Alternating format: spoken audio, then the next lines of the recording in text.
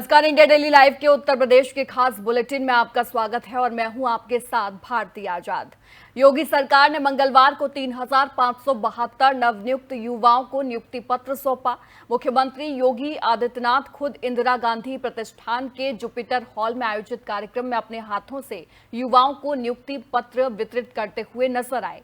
कार्यक्रम में सीएम योगी मुख्य अतिथि के तौर पर युवाओं को नियुक्ति पत्र देने के बाद नई जिम्मेदारियों के लिए टिप्स और शुभकामनाएं भी देते हुए नजर आए। इस मौके पर कृषि मंत्री सूर्य प्रताप शाही, राज्य मंत्री स्वतंत्र प्रभार दिनेश प्रताप सिंह और राज्य मंत्री बलदेव सिंह औलाख समेत कई अफसर जो है मौजूद रहे।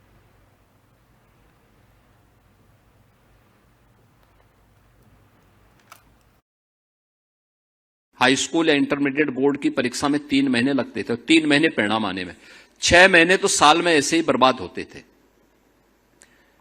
फिर अगले 3 महीने तो भाई फिर प्रवेश की प्रक्रिया अलग है, पर्व और त्योहार अलग हैं, तो 3 महीने ये, जब 9 महीने यही बर्बाद होते थे, 3 महीने भी बच्चों को पढ़ाई के लिए नहीं मिल पाते थे। और तब सरकार क्या बोलती थी कि नकल तो हमारा जन्मसिद्ध अधिकार है, यानी नकल करवाते थे, नौजवान को किसी लायक नहीं छोड़ते थे। सस्ती लोकप्रियता हासिल करने के लिए उन्होंने प्रदेश के नौजवानों के सामने पहचान का संकट खड़ा किया था। तात्कालिक रूप से नौजवान को लगता था कि हितैषी नहीं थे, दुश्मन थे युवाओं के, जो उन्होंने पहचान का संकट खड़ा किया था आपके सामने। और आज जो 6 महीने लगते थे परीक्षा में, हमने उसको घटा करके, मैं जब पहली बैठक किया था 2017 में, मैंने आज बोर्डों, उत्तर प्रदेश माध्यमिक शिक्षा बोर्ड को बुलवाया। मैंने कहा भाई आपकी परीक्षा कितना समय लगता है? उन्होंने कहा साहब 3 महीना। मैंने कहा परिणाम आने में? उन्होंने कहा 3 महीना। मैंने कहा इसको 1 महीना करो। उन्होंने कहा नहीं हो पाएगा। तो मैंने कहा कुर्सी छोड़ो, मैं 1 महीने के अंदर कराऊंगा। परिणाम आते हैं। याद करिए, यही उत्तर प्रदेश 2017 के पहले बीमारू राज्य कहा जाता था। बीमारू राज्य था, युवा पलायन कर रहा था, किसान आत्महत्या कर रहा था, बेटी के सामने सुरक्षा का संकट था, व्यापारी माफिया से तबाह था, किसान अपने खेत में जाने से डरता था। खेत में अगर उसने मोटर लगा रखी है तो कब चोरी हो गई उसको पता ही नहीं होता था। यह यूपी के अंदर होता था। और आज मुझे बताते हुए प्रसन्नता है, आज मुझे बताते हुए प्रसन्नता है, हमने जो 9,30,000 नौजवानों को, यूपी के नौजवानों को यूपी के अंदर नौकरी दी है। परिणाम क्या है? इन 9 लाख ने हमें यूपी के अंदर डेमोग्राफिक डिविडेंड के रूप में यूपी को उससे लाभान्वित किया है। यूपी की अर्थव्यवस्था को 3 गुना करने, यूपी की प्रति व्यक्ति आय को 3 गुना करने में इन नौजवानों ने योगदान दिया है। इनकी प्रतिभा का लाभ हमने उठाया है। पिछली सरकारें युवाओं के भविष्य के साथ खिलवाड़ करती थी, एक छात्र के जीवन के साथ खिलवाड़ करती थी, नौकरी बंदर बांट करके पैसे के बल पर देती थी। मैं जब यहां पे नियुक्ति पत्र वितरण कर रहा था, मुझे अच्छा लग रहा था इन नौजवानों के चेहरे की चमक को देख करके कि आज उसके जीवन का एक।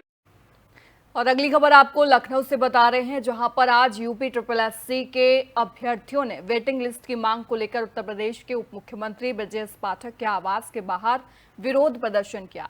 इस दौरान डिप्टी सीएम आवास से बाहर निकले और उन्होंने प्रदर्शन कर रहे अभ्यर्थियों से बातचीत कर उनकी मांगें सुनी। उन्होंने कमीशन के चेयरमैन से बात की है और छात्रों को समस्याओं का जल्द से जल्द समाधान करने का आदेश और आश्वासन भी दिया है। आपको बता दें कि इसके बाद अभ्यर्थियों ने प्रदर्शन खत्म कर दिया और इसके बाद उप मुख्यमंत्री ने मामले का संज्ञान लिया और जल्द निर्णय का आश्वासन भी दिया। उन्होंने कहा कि उन्होंने उत्तर प्रदेश अधीनस्थ सेवा चयन आयोग के चेयरमैन से इस मुद्दे पर बात की है और अभ्यर्थियों की समस्याओं को सुनकर जल्द से जल्द समाधान करने के लिए कहा है।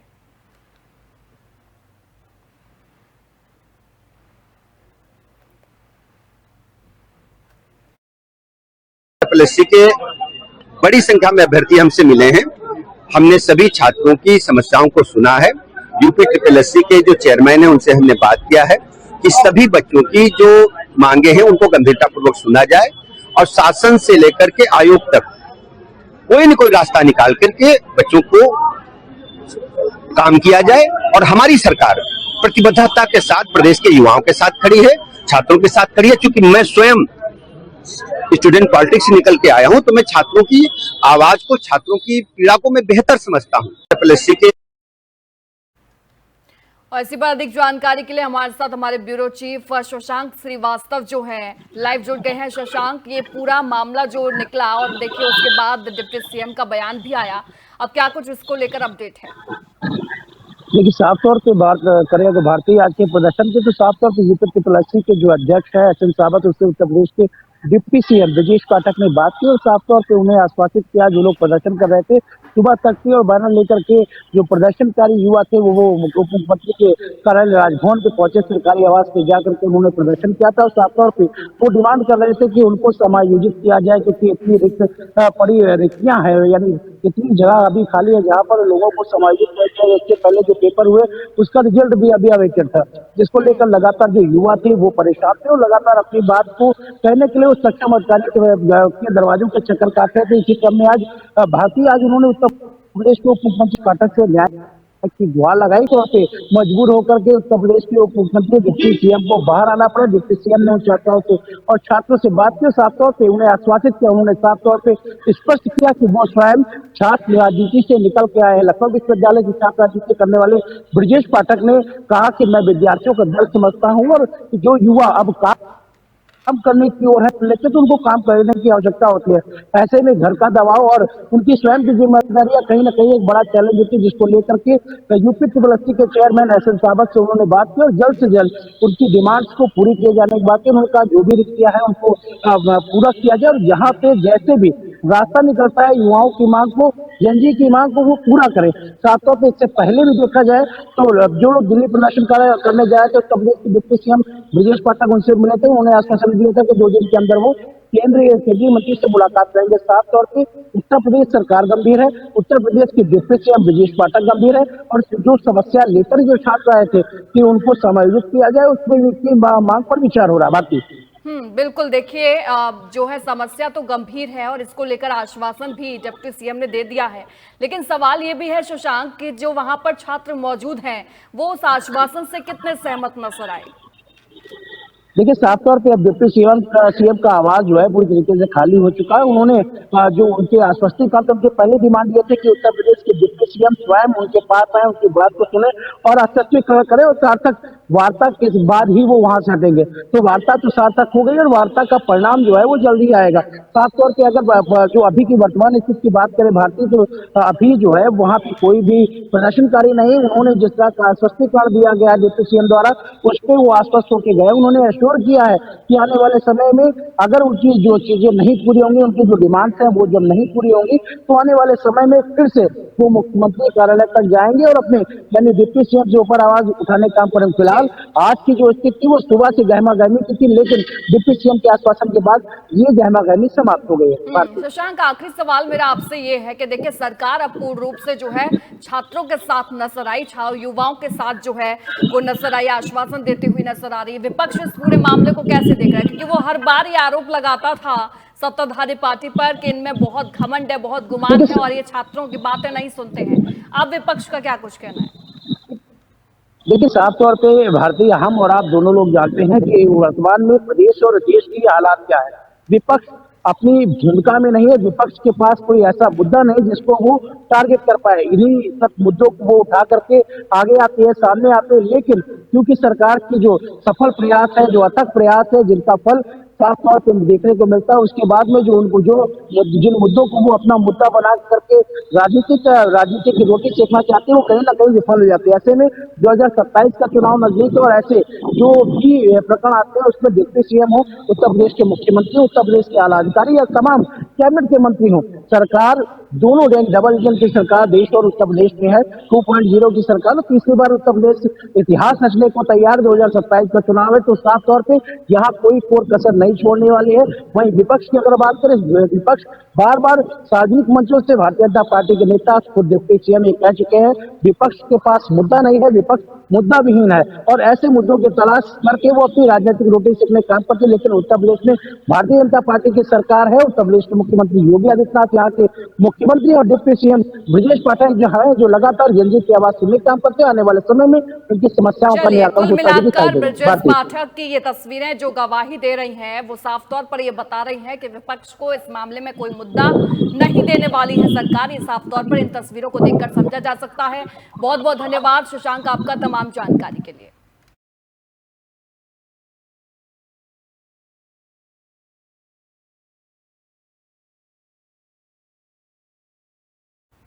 और चलिए अब अगली खबर का रुख कर लेते हैं। उत्तर प्रदेश में अपराधियों के खिलाफ पुलिस का अभियान लगातार जारी है। गोरखपुर, फिरोजाबाद और बुलंदशहर में पुलिस की बदमाशों से अलग अलग मुठभेड़ हुई। गोरखपुर के रामगढ़ ताल इलाके में पुलिस ने 25 मुकदमों में वांछित शातिर चोर मोहम्मद शहजादे को मुठभेड़ के बाद गिरफ्तार किया। पुलिस की जवाबी कार्रवाई में उसके पैर में गोली लगी, जबकि एक कांस्टेबल भी घायल हुआ। आरोपी के पास से चोरी के आभूषण, 10,000 रुपए, बाइक, तमंचा और कारतूस बरामद हुए। वहीं फिरोजाबाद की तस्वीर भी आप अपनी टीवी स्क्रीन पर देख रहे हैं। आपको बता दें कि फिरोजाबाद में हत्या के मामले में वांछित आकाश पुलिस मुठभेड़ में घायल हुआ। दूसरी ओर बुलंदशहर के खुर्जा में 25,000 के इनामी बदमाश लखन को पुलिस ने मुठभेड़ के बाद गिरफ्तार किया। तीनों मामलों में पुलिस आगे की जांच और फरार आरोपियों की तलाश में जुटी है। 4 तस्वीरें भी आप देखिए किस तरीके से ये 4 तस्वीरें जो हैं वो गवाही दे रही हैं कि अपराधियों पर जीरो टॉलरेंस की नीति पर सरकार जो है वो आगे बढ़ती हुई नजर आ रही है। चाहे फिर वो गोरखपुर हो, फिरोजाबाद हो, बुलंदशहर हो या गाजियाबाद हो, सब जगह से इसी का उदाहरण नजर आ रहा है।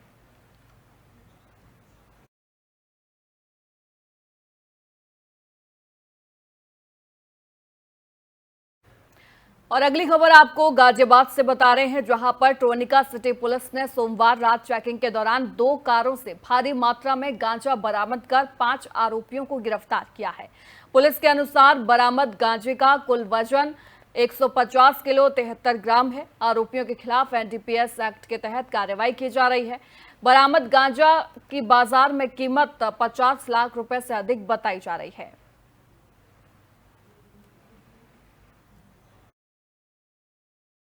आज दिनांक 24 अगस्त 2026 को रात के करीब 9 बजे चौकी प्रभारी ट्रोनिका सिटी उपनिरीक्षक श्री नीरज कुमार द्वारा सूचना मिली कि कुछ तस्कर 2 कार से अवैध मादक पदार्थ लेकर दिल्ली की तरफ से आ रहे हैं।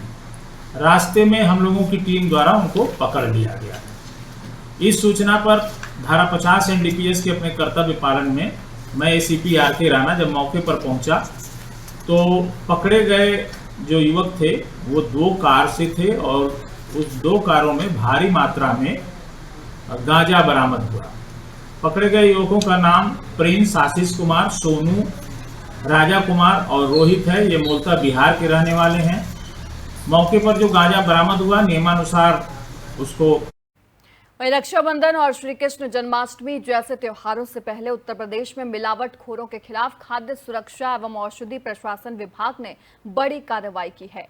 त्योहारों से पहले सफेद जहर के सौदागरों पर योगी सरकार का सख्त हंटर चला है।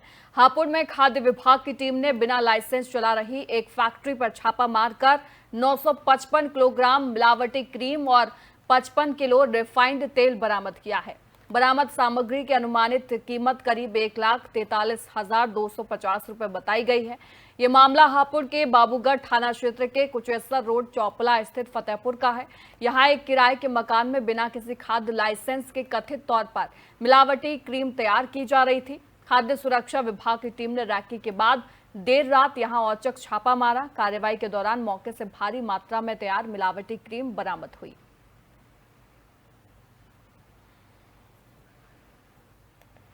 तो तस्वीरें आप अपनी टीवी स्क्रीन पर लगातार हापुड़ से देख रहे हैं, जहां पर देखिए किस तरीके से देर रात खाद्य विभाग ने ये छापेमारी की है, जिसमें मिलावटी क्रीम 955 किलो बताई जा रही है। आपको बता दें कि ये 955 किलो मिलावटी क्रीम जिसको ध्वस्त कर दिया गया। और आपको ये भी बता दें कि ये नकली क्रीम फैक्ट्री का पर्दाफाश जो है वो खाद्य विभाग की तरफ से किया गया। प्रॉपर रैकी की गई और रैकी के बाद जो है यहाँ पर देर रात छापा मारा गया।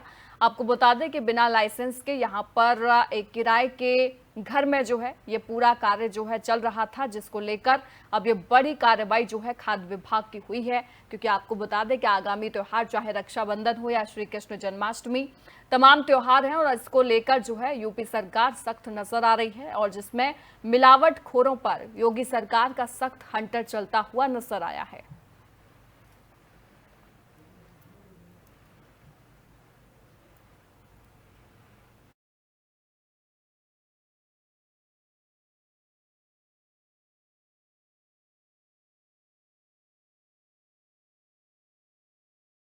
पर अधिक जानकारी के लिए हमारे साथ हमारे संवाददाता श्याम कौशिक जो है फोन लाइन पर जुड़ गए हैं। श्याम, ये पूरा मामला जो हमने देखा है इसमें क्या कुछ अपडेट अभी तक निकलकर सामने आया है?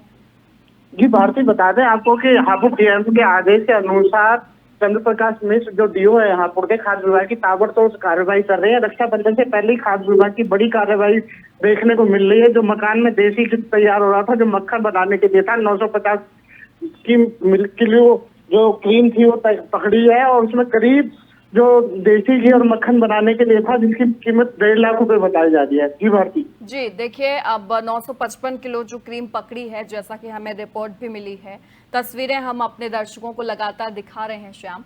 लेकिन सवाल ये भी है कि ये जो दुकान है, ये जो किराए के मकान में ये जो चीजें चल रही थी वो कब से चल रही थी और पुलिस को क्या कुछ इसको लेकर समझ में आया है, क्या कुछ कार्रवाई जो है वो हुई है? क्योंकि हम देख रहे हैं कि जो मिलावटी सामान था उसको तो ध्वस्त कर दिया गया, उसका तो पर्दाफाश कर दिया गया, लेकिन जिस इस रैकेट में जो लोग शामिल हैं उन पर क्या कार्रवाई श्याम अभी तक हुई है? जी भारती, बता दें कि जो बाबूगढ़ का क्षेत्र है, कुशेश्वर चौपले गांव के अंदर जो बंद मकान है उसके अंदर एक कार्रवाई, एक काम चल रहा था जो अवैध तरीके से था। ना तो इन पे लाइसेंस था, ना ही इन पे कोई बनाने के लिए आदेश थे। ये नकली घी बना के और नकली जो क्रीम थी उसे तैयार करते थे मक्खन वगैरह के लिए और दिल्ली वगैरह सप्लाई करते थे। इनके पास कोई भी उचित चीज सामान नहीं मिल पाया और जिसको देखते हुए गाड़ी के अंदर जो झुका के रखा हुआ था उस पर चंद्र प्रकाश मिश्र ने कार्रवाई की, जहाँ उन्हें गुप्त सूचना मिली कि उस बंद मकान में एक अवैध कारोबार चल रहा है और वहाँ मौके पे पहुंचा। पुलिस की बता दें तो पुलिस ने इसमें भी मुकदमा दर्ज करके उचित कार्रवाई करी जा रही है और पूछताछ जारी है। जी बात ठीक है श्याम, आप लगातार इस पूरे मुद्दे पर नजर बनाए रखिएगा। फिलहाल के लिए आपका बहुत बहुत धन्यवाद तमाम जानकारी के लिए।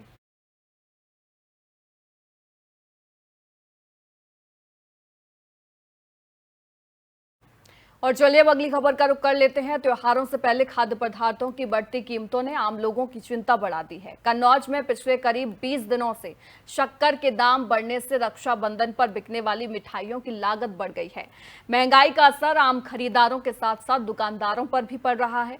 लाखों लोगों का कहना है कि लगातार बढ़ती कीमतों से घर का बजट बिगड़ गया है। वहीं समाजवादी पार्टी ने बढ़ती महंगाई को लेकर बीजेपी सरकार पर निशाना साधा है और सरकार की नीतियों पर सवाल उठाए हैं। दूसरी ओर जिला पूर्ति अधिकारी राजीव कुमार मिश्रा का कहना है कि खाद्य विभाग कीमतों पर नजर बनाए हुए है और शक्कर मिल से ही दुकानदारों और आड़तियों को महंगी मिल रही है। ऐसे में त्योहारों से पहले बड़ी महंगाई ने आम आदमी की परेशानी जरूर बढ़ा दी है। बढ़ोतरी हुई है। क्या शक्कर की अलग बात है तो शक्कर क्या रहेगी? शक्कर 3200 रुपया बोरी रही है। 50 किलो कोई निकाल लेते हैं, 2-2 किलो है ना बोरी से। हाँ, फुटकर 65 रुपए। हाँ, 45 रुपए थी। क्या रेट? प्याज 50 से 60 रुपए है, मिर्चा 100 रुपए है, अदरक 200 है, सब में बढ़ोतरी है। संबंध में कल एक बीसी हुई थी और डीएम साहब का भी निर्देश था कि इसको देखा जाए कि चीनी की दरें इस समय क्या है। तो हमारा जो खाद्य विभाग का पोर्टल है उस पर एक हमारे रिटेलर दर्ज है, उसका नाम रजिस्टर्ड है। मैंने आज उनसे बात किया है, कुछ और भी 8-10 लोगों की लिस्ट मुझे प्राप्त हुई है। इन लोगों को चीनी मैक्सिमम ये कायमगंज फर्रुखाबाद चीनी मिल से चीनी ला रहे हैं और आज की जो दर है वो 5810 रुपया क्विंटल है और उस पर 5% जीएसटी यानी 6100 रुपये के आसपास। वहीं उत्तर प्रदेश के उन्नाव से बिजली विभाग की लापरवाही का गंभीर मामला सामने आया है। काशीराम कॉलोनी पावर हाउस क्षेत्र के गंगूखेड़ा मोहल्ले में करीब 3 महीने पहले जर्जर बिजली का पोल टूटकर दूसरे मकान पर जा गिरा। स्थानीय लोगों का आरोप है कि टूटे हुए पोल में अब भी करंट दौड़ रहा है, जिससे आसपास रहने वाले लोगों की जान पर खतरा बना हुआ है।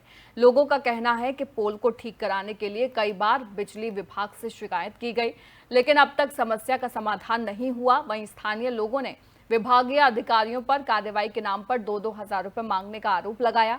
मोहल्ले वासियों ने बिजली विभाग से तत्काल मौके पर पहुंचकर बिजली आपूर्ति सुरक्षित कराने और जर्जर पोल को हटाने की मांग की है।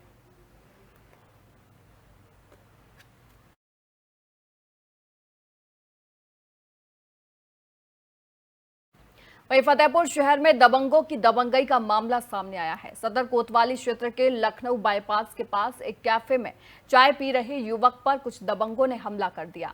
आरोपियों ने युवक पर जमकर कुर्सियां बरसाईं और कैफे में भी तोड़फोड़ की। मारपीट और तोड़फोड़ की पूरी घटना कैफे में लगे सीसीटीवी कैमरे में कैद हो गई। वारदात को अंजाम देने के बाद आरोपी मौके से फरार हो गए। घटना के बाद इलाके में हड़कंप मच गया। फिलहाल पुलिस मामले की जांच कर रही है और सीसीटीवी फुटेज के आधार पर आरोपियों की पहचान करने का प्रयास किया जा रहा है।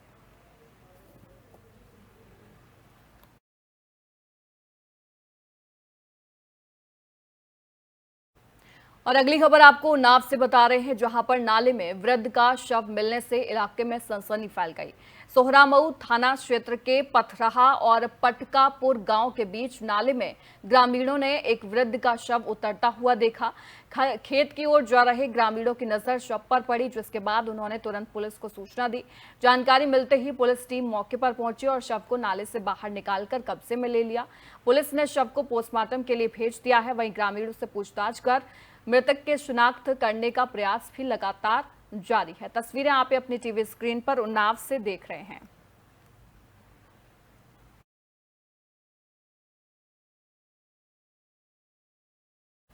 आगे बढ़ेंगे। पीलीभीत नगर पालिका परिसर में महिला स्वयं सहायता समूह की महिलाओं को रोजगार से जोड़ने की दिशा में मॉडल प्रेरणा कैंटीन की शुरुआत की गई।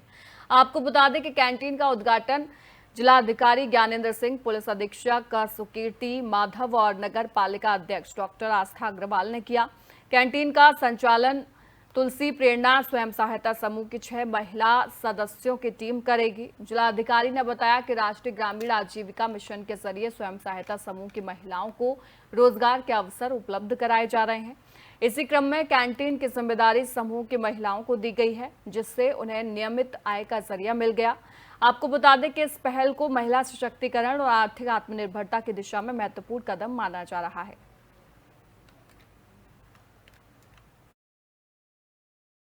जी, सबसे अच्छी बात इस कैंटीन की ये है कि माँ पूर्णागिरी भी नाम है और प्रेरणा कैंटीन, और इसको चलाने वाली जो महिलाएं हैं वो महिलाएं हैं जो एक प्रेरणा देने का काम करेंगी समाज में।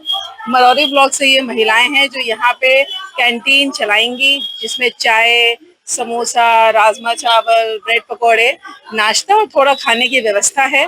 तो मुझे लगता है कि महिलाओं को एक मौका मिला है। जो हम लोग बात करते हैं कि आत्मनिर्भर भारत और आत्मनिर्भर महिलाओं की, तो उनके भी एक कमाई का जरिया इस कैंटीन के द्वारा होगा। वो स्वावलंबन बनेंगी और अपना काम करके अपने घर का, अपने बच्चों का। वहीं एटा में जमीनी विवाद को लेकर 2 पक्षों के बीच जमकर मारपीट हो गई। बागवाला थाना क्षेत्र के दुहाई गांव में हुए विवाद के दौरान दोनों पक्षों के बीच लाठी डंडे चले, जिसमें पिता पुत्र के घायल होने की बात सामने आई है। घायल पक्ष ने दूसरे पक्ष पर गोली चलाने का आरोप लगाया, जिसके बाद इलाके में हड़कंप मच गया। हालांकि पुलिस ने फायरिंग के आरोप से इनकार किया है। पुलिस के मुताबिक मामला जमीन को लेकर हुए विवाद और मारपीट का है, जबकि गोली चलाने का आरोप बेबुनियाद बताया गया है। फिलहाल पुलिस मामले की जांच कर रही है।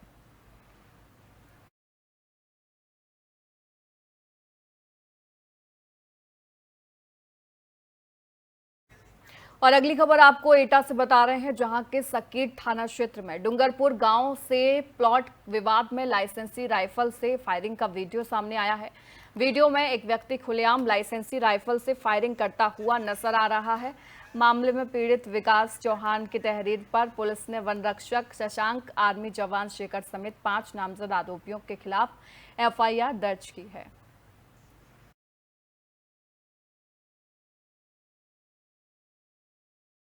और अगली खबर आपको मुरादाबाद से बता रहे हैं, जहां पर तेंदुए की दहशत के बीच वन विभाग का रेस्क्यू ऑपरेशन पिछले लगभग 22 दिन से लगातार जारी है। बता दें कि जिले के ठाकुरद्वारा क्षेत्र में अब तक 8 तेंदुए और एक तेंदुए को आपको बता दें कि काट क्षेत्र में सफलतापूर्वक रेस्क्यू किया जा रहा है। हालांकि तेंदुए के हमले से 2 महिलाओं की मौत हो गई है और दर्जन भर लोगों के घायल होने की घटनाएं भी सामने आई हैं। तस्वीरें आप अपने टीवी स्क्रीन पर लगातार देख रहे हैं।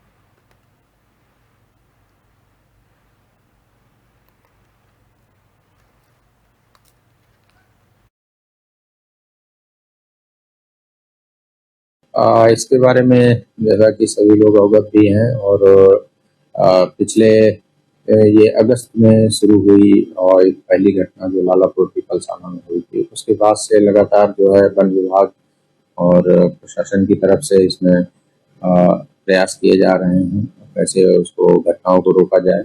उसके लिए बराबर गाँव में लोगों को प्रचार प्रसार करते हुए कि खेतों में कैसे जाएं, कैसे करना है, कैसे नहीं करना है, तो वो अपील की जा रही है। और इसी क्रम में जो है केस लगा के ट्रैप केजेस के माध्यम से पकड़ा जा रहा है, जिसमें अभी तक 8 तेंदुए जो है वैसे आ चुके हैं और एक बच्चा जो है रेस्क्यू हुआ था। इसके बारे में वहीं हिंद चैरिटेबल ट्रस्ट को लेकर चल रहे आरोप प्रत्यारोप के बीच डॉक्टर आमोद सचान ने अपना पक्ष सामने रखा है। डॉक्टर सचान ने ट्रस्ट पर हजारों करोड़ रुपए के घोटाले का आरोप को खारिज करते हुए उसे उनकी छवि खराब करने की साजिश बताया है। तस्वीरें आप अपने टीवी स्क्रीन पर लखनऊ से लगातार देख रहे हैं।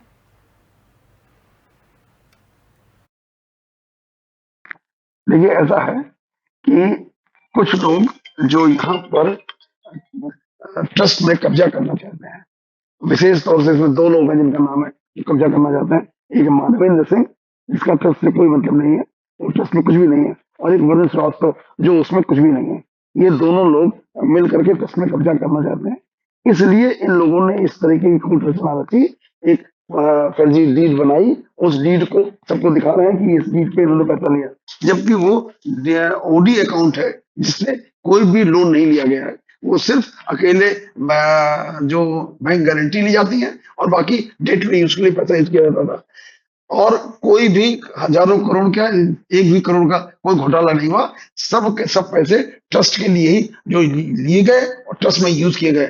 लेकिन जब इस तरह की घटना मेरे संज्ञान में आई तो उसी दिन उस अकाउंट को पूरा एडजस्ट कर दिया गया। आज की तारीख में उस अकाउंट में 1 भी रुपए का लोन नहीं है, और इनफैक्ट ट्रस्ट पर किसी भी संस्था का कोई भी लोन नहीं है। ट्रस्ट। और अगली खबर आपको बहराइच से बता रहे हैं, जहां पर मेडिकल कॉलेज के सामने एक मेडिकल स्टोर में भीषण आग लगने से हड़कंप मच गया। शहर के मेडिकल कॉलेज के महिला अस्पताल के गेट के ठीक सामने स्थित किरण मेडिकल स्टोर में अज्ञात कारणों से अचानक आग लग गई। देखते ही देखते आग की लपटें तेजी से फैलने लगी, जिसकी तस्वीरें भी आप लगातार अपने टीवी स्क्रीन पर देख रहे हैं।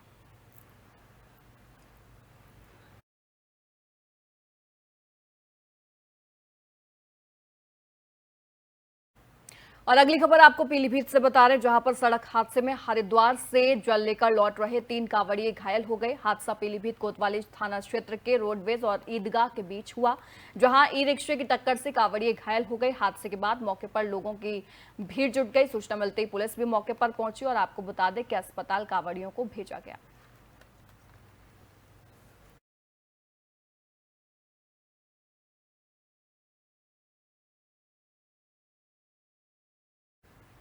उत्तर प्रदेश के इस खास बुलेटिन में इतना ही। देश और दुनिया की तमाम खबरों के लिए आप देखते रहिए इंडिया डेली लाइव। नमस्कार।